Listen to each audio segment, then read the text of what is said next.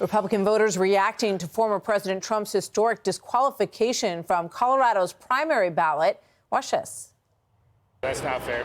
That shouldn't happen. You should be able to vote for whoever you want to vote for.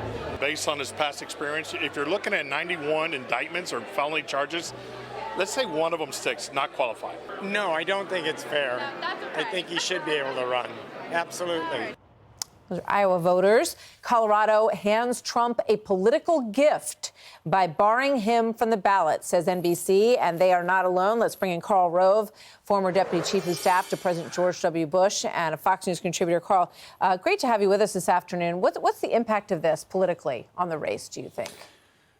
Well, it serves to energize the Trump supporters and to give the former president a chance to raise more money from people who are suddenly going to be angry about what's going on. This does not look fair, does not look appropriate, and the response is going to be to drive up the former president's numbers. Take a look at this. New York Times, Siena, likely voters.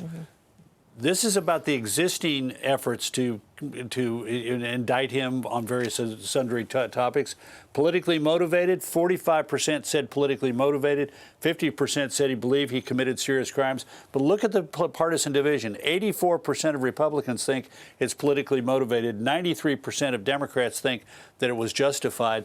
So you're going to have among the Republicans, this is going to give the president, the former president, a big jump. Yeah. I mean, it is amazing when you look at the impact on the polls from the first indictment to now. It has been rocket fuel for the president's polling numbers. Let's take a look at some of the reaction in the media last night to this Colorado decision. Watch. I would say to the judges, as I said to the Justice Department, you're actually making it more likely that Donald Trump is elected next November by how you are pursuing this. That Republicans like him more the more he gets indicted. I think he was a one-hit wonder, right? He wrote The Twist, and then that was it. He was on the casino circuit, and then you idiot liberals wrote him Twist again when you indicted him. And now he's a martyr. And now he's coming back, Jimmy. That's Bill Burr in the end there. I mean, it is really stunning, Karl, when you look at this impact. What do you attribute it to when you look into sort of the American psyche, where people are right now? You look at the loss of confidence in the judicial system, loss of confidence in leadership in Congress. How is that embodying itself in support for the former president? Well, look, we're in a tribal moment. And if you attack my guy or my gal who leads my tribe, we rally to their defense. So Republicans attack Joe Biden over his handling of the economy, and Democrats say he's doing a great job. Democrats attack Donald Trump by trying to keep him off the ballot in Colorado, and Republicans rally to him. We're at that kind of a tribal moment. But if you step back, it really is extraordinary what is going on here.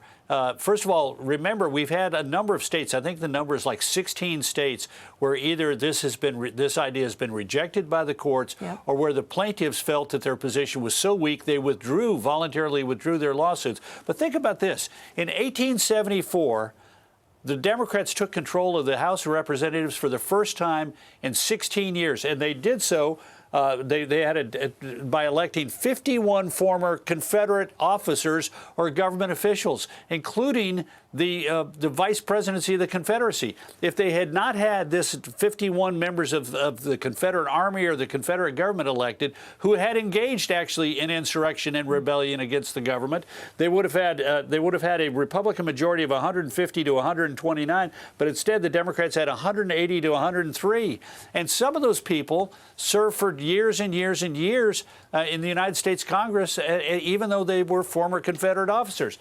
You ever read this book, Profiles in Courage? I have. By President John Kennedy, who talked about 8 exemplars of political courage, one of whom is Lucius G.Q. Lamar of Mississippi, whom he finds to be one of the most courageous members of the Senate for having voted against a bill, the Bland-Allison Free Silver Act of 1878.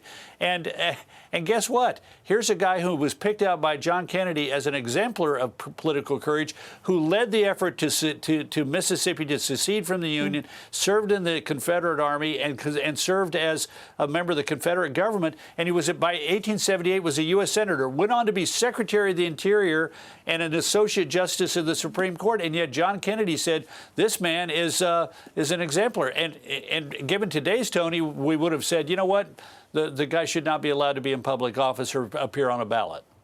That's fascinating. And that's the period during which this amendment was added, this language was added to the Constitution, because those were their concerns that they were dealing with. We're going to talk to Nikki Haley in a moment, Karl. I'm curious what your advice would be, or your question for her, about how she should deal with this on the campaign trail, given how much of the oxygen it sucks out of every room that these candidates walk into. Well, I think she's got absolutely the right answer, which is to say, I'm going to beat him. I don't want him to be taken off the ballot.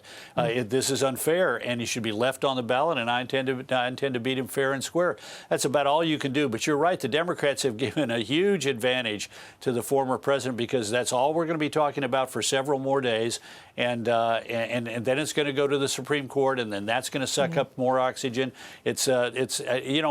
Maybe there's a secret plan that Donald Trump actually arranged for all of this, and somehow or another found some people to go out and file this, and is somehow giving them, do you have any reason to think that's the case?